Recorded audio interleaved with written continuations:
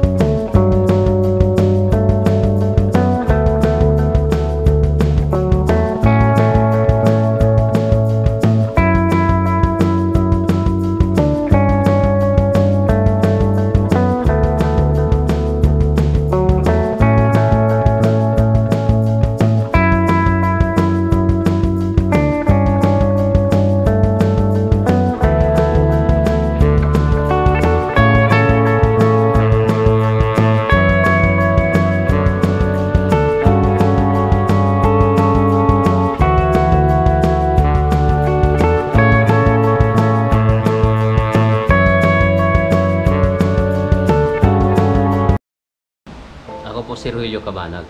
Ako nga pala si Marites Cabanag. Ako nga pala si Randy Palima. Hi, ako nga pala si Maika Rosali.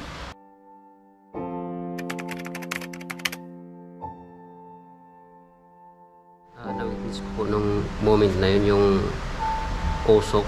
Tapos hinahanap ko yung usok.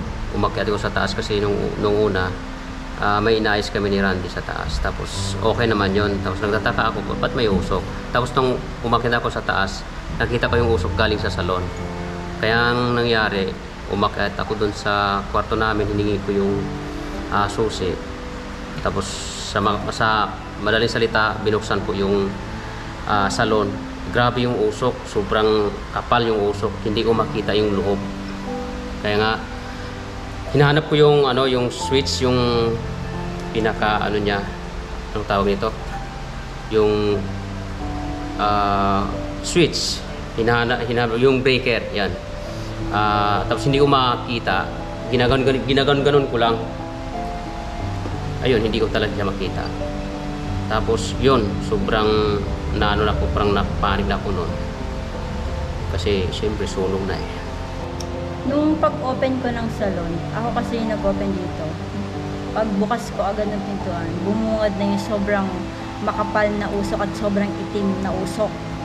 Kaya, pero trinay ko din talagang pumasok pero hindi talaga kaya. Kaya ang ginawa ko nun, hinayaan ko na sila, umupo lang ako dito. Pero habang nakaupo ako, iniisip ko pa rin kung ano yung pwede ko maitulong. Talagang sobrang na-shock din kasi ako nun dahil nga kanina sa sobrang mixed emotion na naramdaman ko. Basta ang naging reaction ko lang talaga nun is yung umupo. Parang pinanood ka nga lang sila eh. Pero habang pinanonood ko sila, syempre nagpe-pray ako. Ganun yung ginawa ko. Tapos then nung trinay kong pumasok, nung medyo lumabas na yung makapal na usok, kasi nga gusto ko, ako yung unang nakakaalam ng breaker kung saan pwede ko siyang kapain eh, kahit hindi na ako makakita, pero hindi ko talaga sa kinaya dahil sa sobrang ng amoy, hindi kaya sa dibdib ko na talagang masasuffocate ka. Kaya sobrang talaga yung isip ko noon na talagang umupo na lang. Hinayaan ko na lang sila na naghihintay na lang kung ano yung pwede kong maitulong. sobrang ganun pala yung nararamdaman ng isang nasusunugan na hindi mo na alam kung ano yung pwede mong gawin. Basta ang ginawa ko lang nun is umupo ako. Habang nakaupo ako, nagpe-pray ako, naririnig ko sila sa labas kung na yun nga, nag-usap sila. Pero ako talaga nakaupo lang ako dito sa malapit sa may pintuan ng salon. Kaya yun, sobrang thankful lang talaga ako Sa ganun pang pangyayari, nung ano pa kasi nung gabi pa lang po, meron ng nagbalita sa akin na sa side ng kwarto ng ni JM na mayroon daw nag-i-expire sa kids rooms. So doon ako nagpanik o binaba ko yung kwarto na yon para tignan kung ano talaga yung saan nanggagaling yung spark. So yun nga, nakita ko nga yung spark. Then hindi ako mapakali kung saan talaga nanggagaling yung spark na yung at saka yung linya ng kuryente kung saan talaga nanggagaling. Kaya yung time na yun, gabi pa lang, madaling araw, hinanap ko na talaga yung linya ng kuryente para makita ko talaga kung saan talaga nanggagaling. Then nakita ko naman yung part na linya ng kuryente. Then doon ko ginawa ng action para maiwas ko yung ng kuryente para hindi magdikit sa bubong ng yero para maiwas yung spark. Then nung kinaumagahan na narinig ko na si Kuya Wing na nagpapanik na naghihingi ng susi kasi binubuksan yung salon para maano yung usok kasi doon nga nanggagaling yung usok. Noong time na yun, binaba ko, bagong gising, bumaba, tinignan yung nangyari o yung pangyayari. Then nakita ko yung usok na nanggagaling sa salon na makapal na. Then sabay kami ni Kuya Wing nakakita sa salon na makapal talaga yung usok. Then hindi ko talaga expect na pumasok kaagad kasi ini-expect ko talaga nun masusuffocate talaga ako. Kaya ang una ko kung hinanap nun yung fire extinguisher at saka basahan na basa para yung ang na yun suporta dun sa niya sa paghinga in case na magpumasok man ako ng time na yun. Ayun, ang na-witness ko naman dun sa mga pangyayari yun, lumabas na ako nun, nalaman ko siya, nataranta ako, lumabas na ako dun. And then, yun nga, inopen ko yung inopen ko yung gate ng salon. And then yun, yung mga tao dun sa yung mga tao dun sa kapitbahay namin, naglabasan na sila, nataranta na sila, napapanig na sila kung ano yung pwedeng mangyari kasi nga nakita na nga nila yung usok na lumalabas dun sa salon. And then yun yung mga tao dito sa compound namin, nagbabaan na sila. And then yung mga tao yung mga mamalingke, nahinto sila, ni-witness nila kung ano yung nangyari dun sa salon. Kaya yun, sobrang pag-open ko dun sa gate na yun, nakita ko yung TV na nag-aapoy. Yun. Kaya yun, nandyan na yung mga nag-rescue na yung mga kapitbahay namin and yung mga tao dito sa loob.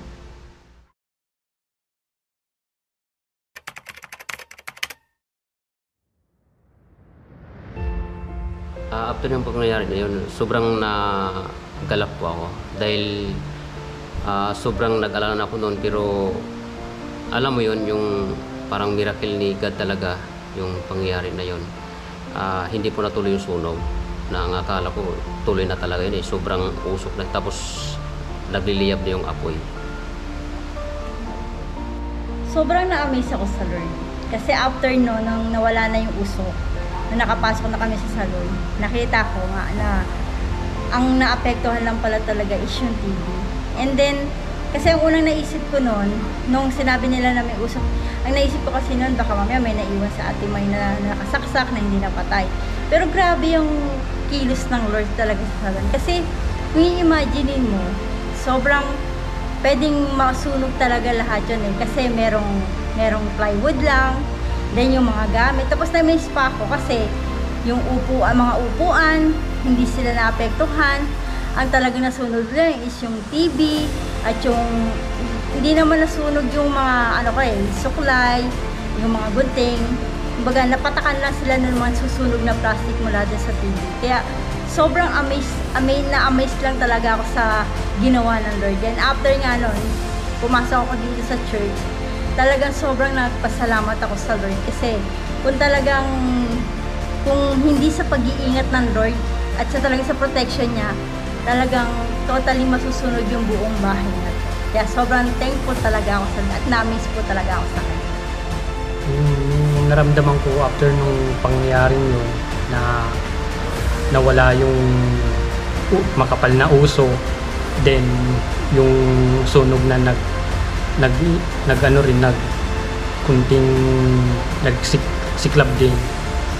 So dun ko na realize na yung God is nandyan talaga, nagpoprotekta sa ating mga Kristiyano na nagtitiwala sa Kanya. Kasi yun talaga yung miracle ni God sa mga taong kumikilala sa Kanya at nananampalataya sa Kanya.